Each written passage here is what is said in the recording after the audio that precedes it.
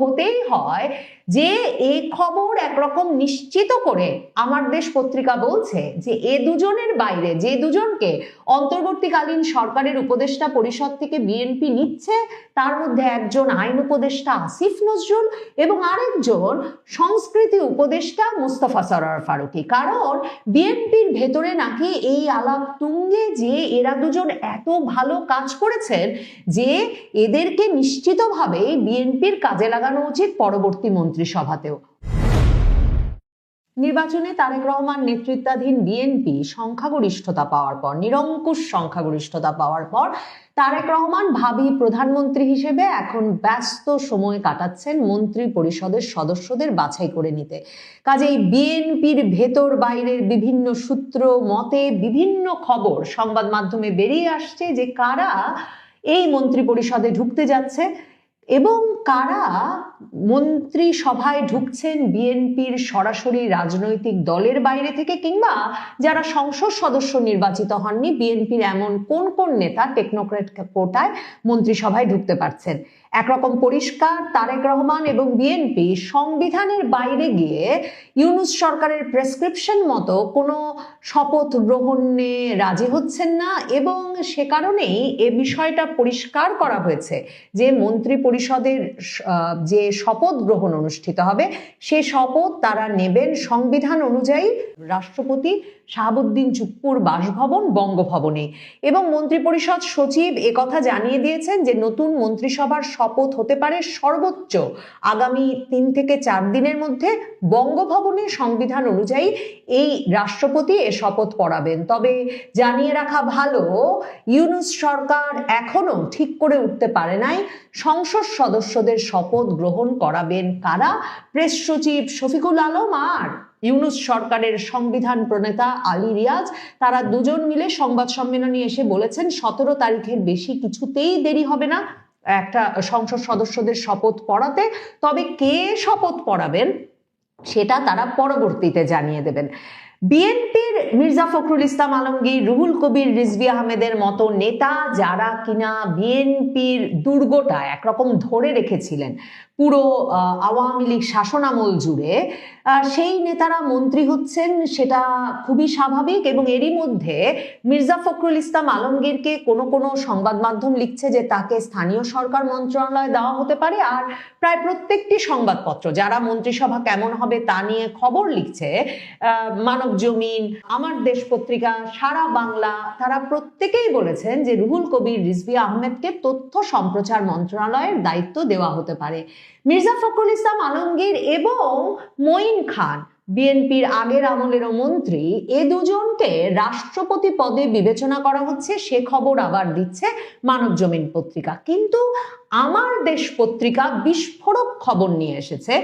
যে বিস্ফোরক খবর কতটা বিস্ময়কর আমি জানি না, কারণ আমি বরাবর বলছিলাম যে তারেক রহমানের ওপর যেমন একটা জাতীয় সরকার গঠনের চাপ থাকবে, জামায়াতে ইসলামী, জাতীয় নাগরিক পার্টি সহ একটা মন্ত্রিসভা গঠনের চাপ থাকবে, তেমনি তার উপর চাপ থাকবে ইউনূসের সরকার থেকে কয়েকজনকে নিয়ে নেওয়ার। কারণ এদের প্রত্যেকের পক্ষে আসলে আবারও সাধারণ জীবনে ফিরে যাওয়া যেমন সম্ভব হবে না, তেমনি ইউনূস সরকারের নানা অ্যাসাইনমেন্ট পূরণের পুরস্কার হিসেবেও এদের একদলকে বিএনপির নেওয়ার একরকমের চাপ থাকবে। সেই আশঙ্কা বা সেই সম্ভাবনা আমি বারবারই ব্যক্ত করেছিলাম। এক্ষেত্রে সালেউদ্দিন আহমেদকে অর্থ মন্ত্রণালয়ে রেখে দেওয়া হতে পারে, পরিকল্পনা মন্ত্রণালয়ে ওয়াহিদুদ্দিন মাহমুদকেই রেখে দেওয়া হতে পারে, এই খবর যেমন আমার দেশ দিয়েছে।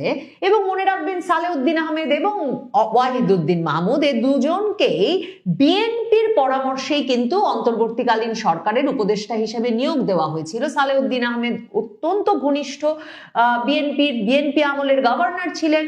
পরিকল্পনা উপদেষ্টা হিসেবে দায়িত্ব পালনরত ওয়াহিদুদ্দিন মাহমুদ নিজেই সংবাদ মাধ্যমের সামনে কয়েক দফায় বলেছেন যে তিনি মির্জা ফখরুল ইসলাম আলমগীরের যেহেতু সহপাঠী ছিলেন, কাজেই তার পরামর্শে এ দফার অন্তর্বর্তীকালীন উপদেষ্টা পরিষদে তিনি জায়গা পেয়েছেন। কাজেই এ দুজনকে বিএনপি তাদের অভিজ্ঞতা এবং বিএনপি ঘনিষ্ঠতার জন্য, বহু দশকের বিএনপি ঘনিষ্ঠতার জন্য রেখে দিতে পারেন এবং মন্ত্রিসভায় তাদেরকে আনা হতে পারে, আমন্ত্রণ জানানো হতে পারে। এই খবর যেমন আমার দেশ দিয়েছে, বিস্মিত সম্ভবত হতেই হয় যে এই খবর একরকম নিশ্চিত করে আমার দেশ পত্রিকা বলছে যে এ দুজনের বাইরে যে দুজনকে অন্তর্বর্তীকালীন সরকারের উপদেষ্টা পরিষদ থেকে বিএনপি নিচ্ছে, তার মধ্যে একজন আইন উপদেষ্টা আসিফ নজরুল এবং আরেকজন সংস্কৃতি উপদেষ্টা মোস্তফা সরোয়ার ফারুকী। কারণ বিএনপির ভেতরে নাকি এই আলাপ তুঙ্গে যে এরা দুজন এত ভালো কাজ করেছেন যে এদেরকে নিশ্চিতভাবে বিএনপির কাজে লাগানো উচিত পরবর্তী মন্ত্রিসভাতেও। অথচ নভেম্বরে যখন মোস্তফা সরোয়ার ফারুকী নিয়োগ পেয়েছিলেন তখন কিন্তু মানে বিএনপি জামাত সকল তরফে আওয়াজ উঠেছিল যে এই ব্যক্তিকে ঠিক কে নিয়োগ দিলেন। বিশেষ করে বিএনপি ঘনিষ্ঠ সংস্কৃতি কর্মীরা রীতিমতো ফেসবুকে একের পর এক প্রমাণ হাজির করছিলেন যে আওয়ামী লীগের দশক শাসনামলে মোস্তফা সরোয়ার ফারুকী সরকারি প্রায় সকল অনুষ্ঠানে কিভাবে গুরুত্বের সঙ্গে আমন্ত্রণ পেয়েছেন, যোগ দিয়েছেন, আর তার স্ত্রী বঙ্গবন্ধুকে নিয়ে তৈরি মুজিব সিনেমাতে অভিনয় থেকে শুরু করে শেখ হাসিনা সহ সরকারের মন্ত্রীদের কতটা ঘনিষ্ঠ ছিলেন এবং কিভাবে তাদের সঙ্গে সকল সামাজিক সাংস্কৃতিক অনুষ্ঠানে যোগ দিয়ে আসছিলেন। এখন এহেন মোস্তফা সরোয়ার ফারুকীকে নেওয়ার জন্য বা রেখে দেওয়ার জন্য বিএনপির ভেতরে কারা বড় ধরনের মানে তদবির করছে সেটা একটা বিস্ময় বটে। মানে যে কে কার তদবিরে মোস্তফা সরোয়ার ফারুকী ইউনূসের মন্ত্রিসভায় ঢুকেছিলেন যেমন জানা যায় না, তেমনি এখনো জানা যাবে কিনা আমি বলতে পারছি না যে কার তদবিরে তিনি বিএনপির মন্ত্রিসভায় ঢুকে পড়বেন বলে আমার দেশ পত্রিকা বিএনপির ভেতরের সূত্র থেকে নিশ্চিতভাবে একরকম নিশ্চিতভাবে খবর দিচ্ছে।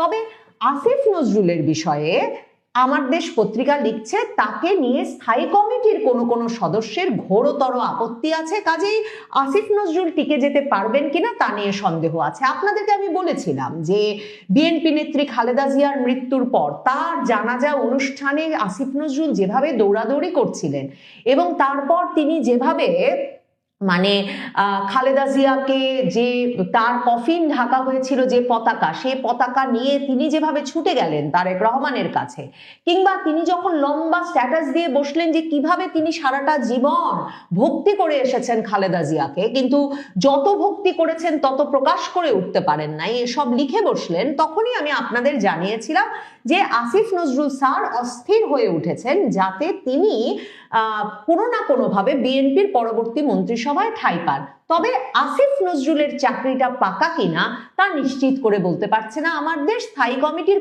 কোনো সদস্য যে তার বিষয়ে আপত্তি করবেন সেটা খুব স্বাভাবিক, কারণ বিএনপি ঘনিষ্ঠ এবং বিএনপি সমর্থক হিসেবেই যদিও বা তিনি এই অন্তর্বর্তীকালীন সরকারের উপদেষ্টা পরিষদে জায়গা পেয়েছিলেন এবং বিএনপি ঘনিষ্ঠ বুদ্ধিজীবী হিসেবেই তার যে বিরাট পরিচিতি, তারই সুবাদে তাকে ওয়াকারুজ্জামান সেনা ভবনে নিয়ে অন্তর্বর্তীকালীন সরকারের উপদেষ্টা পরিষদ গঠনের পুরো আলোচনায় যুক্ত করেছিলেন একেবারে 5ই আগস্ট থেকে। কিন্তু বিএনপির বরাবরের অভিযোগ ছিল যে আসিফ নজরুল কোনো দায়িত্ব পালনে বা কোনো সিদ্ধান্ত গ্রহণের ক্ষেত্রে বিএনপির কোনো চাহিদার বিষয়ে কর্ণপাত করেন নাই, বিএনপির কোনো পরামর্শের বিষয়ে কর্ণপাত করেন নাই। তিনি পুরো সময় পরিচালিত হয়েছেন জামায়াতে ইসলামী এবং জামায়াতে ইসলামী ঘনিষ্ঠ জাতীয় নাগরিক পার্টির নেতৃবৃন্দের দ্বারা।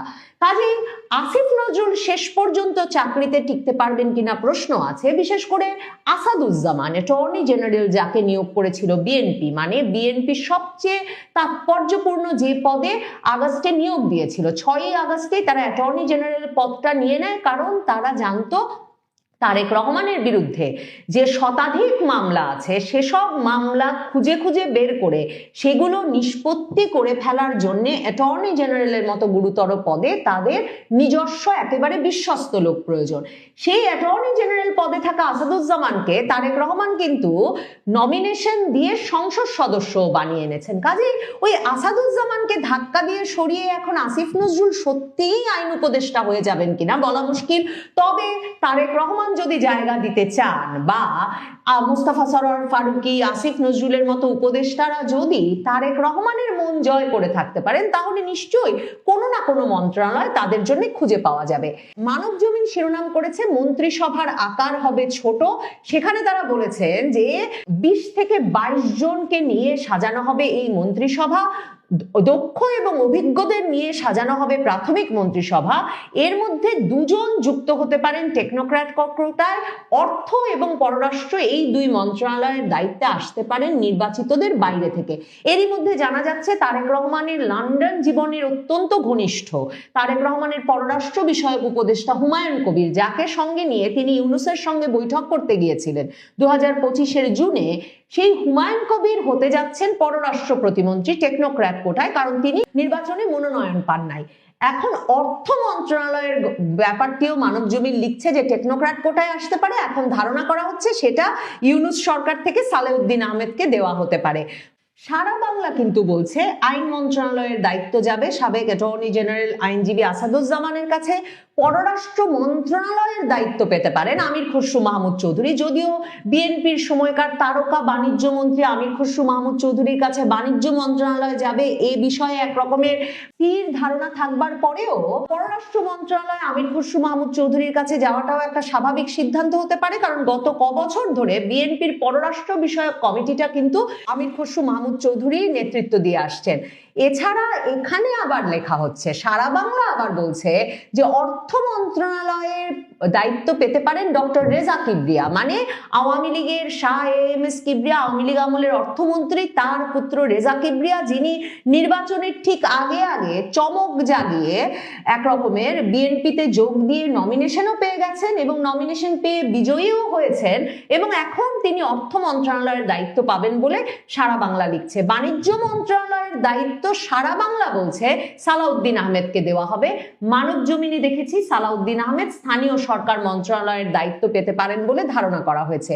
এখানে বলা হচ্ছে সারা বাংলায় বিদ্যুৎ জ্বালানি খনিজ সম্পদ মন্ত্রণালয়ের দায়িত্ব পাবেন আব্দুল আওয়াল মিন্টু। আসলে তো বাঘা বাঘা লোকেরা আছেন, একদিকে যেমন মন্ত্রিত্বের দায়িত্ব পালনকারী অভিজ্ঞ ব্যক্তিবর্গ আছেন বিএনপিতে, তেমনি ব্যবসায় বাণিজ্যে পেশায় খুবই দক্ষ এবং সুপরিচিত বাঘা বাঘা সব ব্যক্তিরা এবার নির্বাচিত হয়ে এসেছেন। কাজেই বিদ্যুৎ জ্বালানি খনিজ সম্পদ মন্ত্রণালয়ের দায়িত্ব দেওয়া হচ্ছে আব্দুল আওয়াল মিন্টুকে, এমন কথা লিখছে সারা বাংলা। নৌ পরিবহন মন্ত্রণালয়ের দায়িত্ব পাচ্ছেন শহীদুদ্দিন চৌধুরী অ্যানি। স্বরাষ্ট্র মন্ত্রণালয়ের দায়িত্ব পাবেন মেজর অবসরপ্রাপ্ত হাফিজউদ্দিন আহমেদ বীর বিক্রম। শিক্ষা মন্ত্রণালয় আনম ও এসানুল হক মিলন, যিনি শিক্ষা প্রতিমন্ত্রী ছিলেন এর আগের বার। এছাড়া সাবেক শিক্ষামন্ত্রী ডক্টর ওসমান ফারুকের নামও কিন্তু আছে। সংস্কৃতি মন্ত্রণালয়ের দায়িত্ব সারা বাংলা বলছে শামা ওবায়েদকে দেওয়া হবে।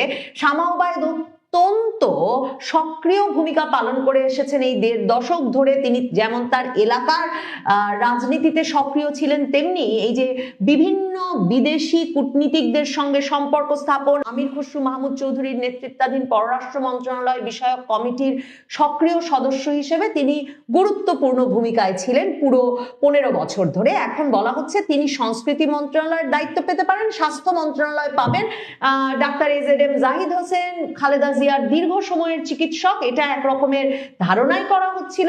তারেক রহমান ভোটের দিনে সংবাদ মাধ্যমের সামনে এসে বলেছিলেন যে আন্দোলন করেছেন যারা, তারা একসঙ্গে, তাদের সকলকে নিয়েই একটা সরকার গঠনের কথা তিনি ভাবছেন।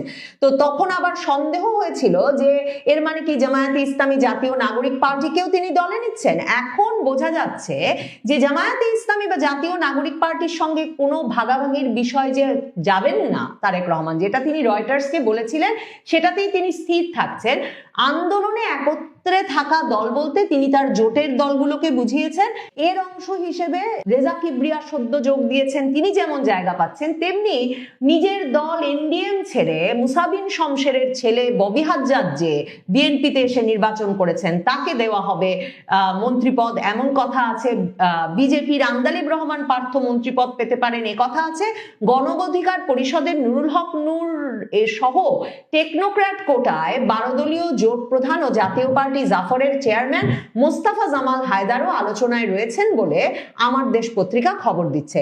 বিএনপির বহুল আলোচিত বহিষ্কৃত নেত্রী রুমিন ফারহানা, যিনি হাঁস মার্কায় স্বতন্ত্র দাঁড়িয়ে বিপুল ভোটে বিজয়ী হয়েছেন, তিনি প্রথম আলোকে সাক্ষাৎকার দিয়ে বলেছেন নির্বাচনে তিনি বিজয়ী হচ্ছেন দেখতে পেয়েই বিএনপি থেকে তার সঙ্গে যোগাযোগ করা হয়েছে এবং তাকে মন্ত্রী হওয়ার প্রস্তাব দেওয়া হয়েছে, তবে তিনি কিছুতেই বিএনপির দলে ফিরবেন না।